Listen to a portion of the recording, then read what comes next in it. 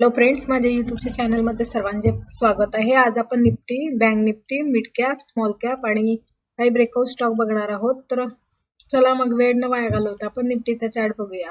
तर बघा, निफ्टीच्या चार्टमध्ये head and shoulder pattern, inverse head and shoulder pattern तयार झालेलं होतं आणि इथं ब्रेकआउट आला होता, पण इथं कन्सोलिडेशन केलं आणि निफ्टीने, मी जसं सांगितलं होतं, हे ट्रेंड लाईन जर क्रॉस केली तर ब्रेकडाऊन येईल आणि 23,267 पर्यंत निफ्टी येण्याची कोशिश करणार आहे.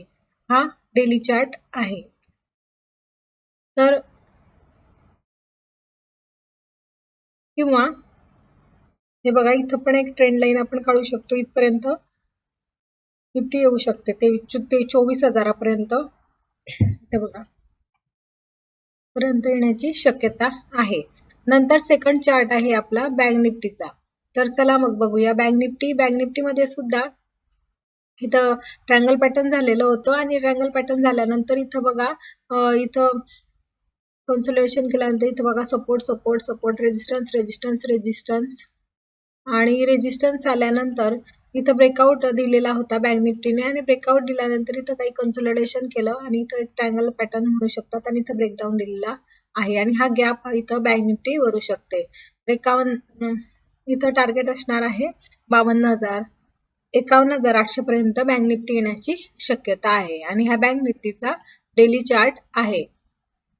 नंतर पुढचं इंडेक्स आहे mid cap index. Mid cap index मध्ये बघा, इथं मिड कॅप इंडेक्स आपण बघत होतो स्ट्रॉंग होता. त्यानंतर इथं बघा, कंटिन्यू कॅन्डल बनवलेल्या होत्या. त्यानंतर इथं आपण म्हटल्याप्रमाणे इथं एक रेड कॅन्डल तयार झालेली होती. त्यानंतर एक डोजी बॅन नंतर वरती गेले, पण हा जो रेजिस्टन्स होता तो मिड कॅप निफ्टीने क्रॉस केलेला नव्हता आणि इथं बघा, डायरेक्ट इथं कॅन्डल ही रेड झालेली आहे आणि इथपर्यंत येण्याची हा गॅप जो आहे तो भरण्याची मिड कॅप निफ्टी कोशिश करेल. नंतर इथपर्यंत जर मिड कॅप निफ्टीने जर इथपर्यंत आली 58,000पर्यंत, तर नंतर इथं ब्रेकडाऊन देण्याचे चान्सेस जास्त आहे आणि 56,000 पर्यंत इथं मिड कॅप निफ्टी येऊ शकते. नंतर पुढचा इंडेक्स आहे स्मॉल कॅप इंडेक्स. तर स्मॉल कॅप इंडेक्स हा खूप जास्त स्ट्रॉंग होता, पण इथं आपण ज्याप्रमाणे म्हटलं की इथं बघा, एक रेजिस्टन्स त्यानंतर इथं स्मॉल कॅप इंडेक्स मध्ये इथे आपण म्हटलं होतं की पुढच्या व्हिडिओमध्ये बघितले होते की इथं एक मोठी कॅन्डल होण्याची शक्यता आहे आणि रेड कॅन्डल इथं झाली होती. थोडंसं कॉशियस राहायची गरज आहे. त्यानंतर इथं 2 कॅन्डल्स ह्या कंटिन्युअसली रेड झालेल्या आहे आणि इथपर्यंत स्मॉल कॅप, हे बघा, हा गॅप आहे, हा गॅप भरू शकतो. तर स्मॉल कॅप इंडेक्सचे टार्गेट हे 18,000 पर्यंत येण्याची शक्यता आहे. पुढचे स्टॉक आहे ब्रेकआउट स्टॉक आहेत. तर फर्स्ट ब्रेकआउट स्टॉक आहे क्राफ्टमॅन ऑटोमेशन. तर यामध्ये एक ट्रँगल पॅटर्न बनलेला आहे आणि हा डेली चार्ट आहे. तर इथं रेजिस्टन्स आणि इथं ब्रेकआउट आलेला आहे विथ व्हॅल्यूम. जबरदस्त व्हॅल्यूम सुद्धा यामध्ये आलेले आहेत. तर सपोर्ट सपोर्ट सपोर्ट आणि स्टॉकची प्राइस आहे 5663 आणि इथं बाय करू शकतात आणि इथं स्टॉप लॉस आहे 5600 रुपयापर्यंत स्टॉप लॉस आणि 6200 याचं टार्गेट आहे. तर स्टॉकचे नाव आहे क्राफ्टमॅन ऑटोमेशन. नंतर सेकंड स्टॉक आहे के फिंच.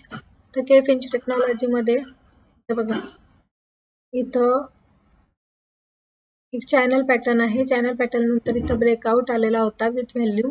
ब्रेकआउट आल्यानंतर स्टॉक हा वरती गेला. त्यानंतर बघा, इथं रेजिस्टन्स, ते बघा, रेजिस्टन्स आणि इथं सुद्धा एक ट्रँगल पॅटर्न बनला आणि इथं ब्रेकआउट आलेला आहे विथ व्हॅल्यू. स्टॉकची प्राइस आहे 1328 रुपये.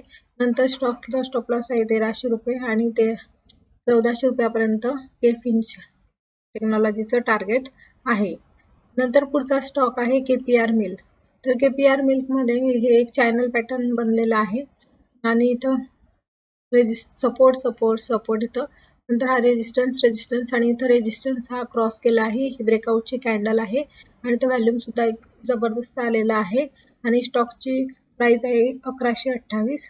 इथं 1108 रुपये स्टॉप लॉस लावू शकतात आणि पुढे 1215 पर्यंत टार्गेट येण्याची शक्यता आहे आणि हा वीकली चार्ट आहे. स्टॉकचे नाव आहे केपीआर मिल.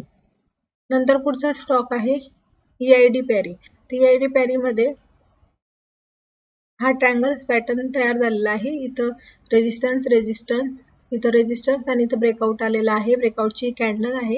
इथं सपोर्ट आणि व्हॉल्यूम खूप जबरदस्त आहे. तर यामध्ये स्टॉकची प्राइस आहे 972 रुपये 30 पैसे. स्टॉकचं स्टॉप लॉस असेल 960 रुपये आणि टार्गेट आहे 1020 रुपयापर्यंत टार्गेट आहे. आणि हा एडी पॅरीचा डेली चार्ट आहे. तर अशा प्रकारे आपण बघितलं Nifty, bank Nifty, mid cap, small cap आणि काही ब्रेकआउट स्टॉक. तर ब्रेकआउट स्टॉक मध्ये फर्स्ट स्टॉक बघितला क्रॅफ्टमॅन ऑटोमेशन, सेकंड स्टॉक आहे केफिंच टेक्नॉलॉजी, थर्ड स्टॉक आहे KPR मिल्क आणि फोर्थ स्टॉक आहे एडी पेरी. तर अशा प्रकारचे ब्रेकआउट स्टॉक जर बघायचे असतील तर चॅनलला सबस्क्राईब करा, व्हिडिओला लाईक करा, शेअर करा. थँक्यू.